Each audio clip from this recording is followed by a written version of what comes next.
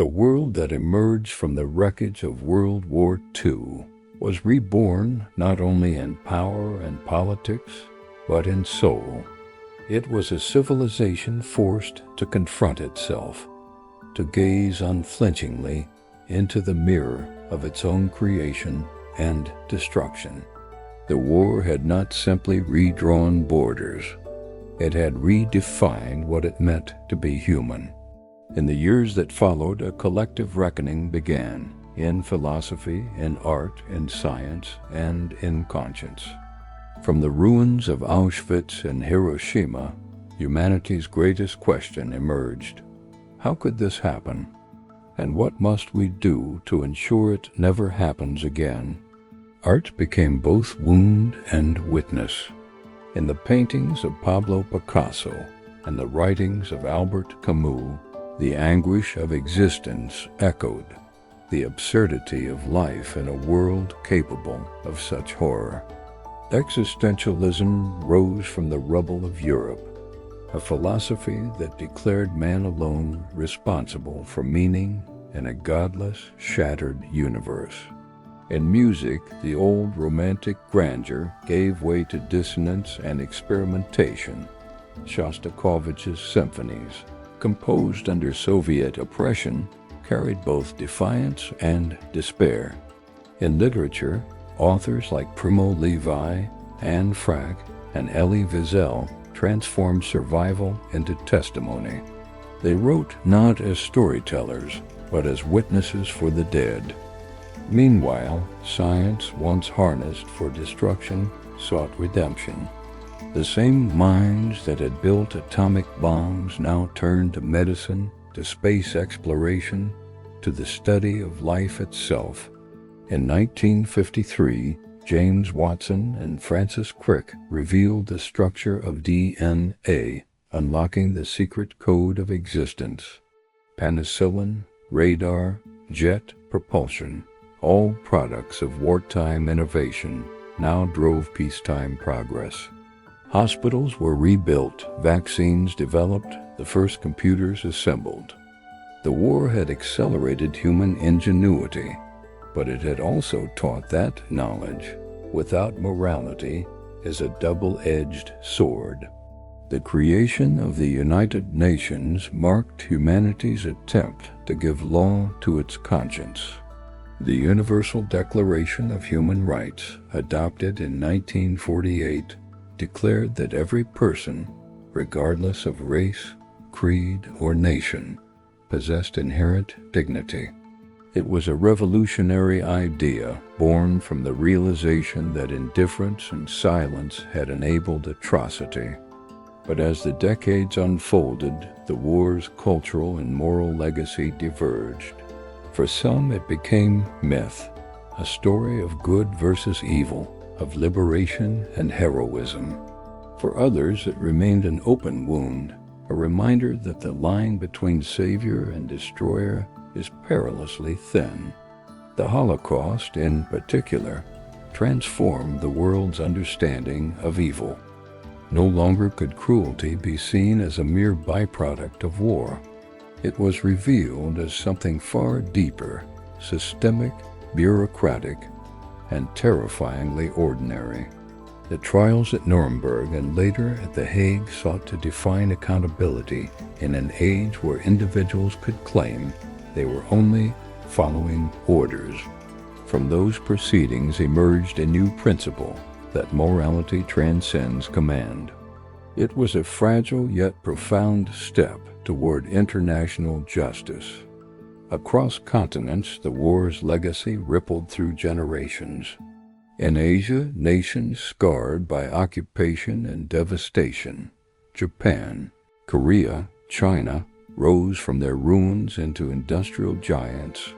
Japan, once the aggressor, reinvented itself as a symbol of peace and technological mastery. From the ashes of Hiroshima came a philosophy of humility and innovation. Cameras, cars, and computers became the tools of a new kind of power.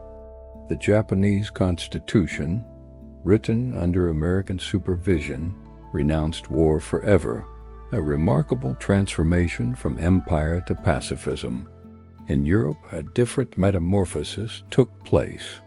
After centuries of conquest and rivalry, the nations of the continent slowly knit themselves together, first through coal and steel, then through shared law, trade, and identity. The European Union emerged not from ambition, but from fear, the fear that another war, another descent into madness, could end civilization itself. Germany, burdened by guilt, became a champion of peace and unity. Its reconstruction was not merely physical, but moral, a nation determined to atone through remembrance and democracy. In America, the war had birthed both triumph and transformation. The United States emerged as the unquestioned leader of the Western world, its economy unrivaled, its military vast. Yet within, a new consciousness began to stir. The return of black soldiers from the war, men who had fought fascism abroad while enduring segregation at home, ignited the civil rights movement. If freedom was worth dying for in Europe, it was worth living for in America. From that moral paradox, a revolution was born. Martin Luther King Jr., Rosa Parks, and countless others carried the torch of justice lit by the fires of global conflict. Women, too, found a new place in the post-war world.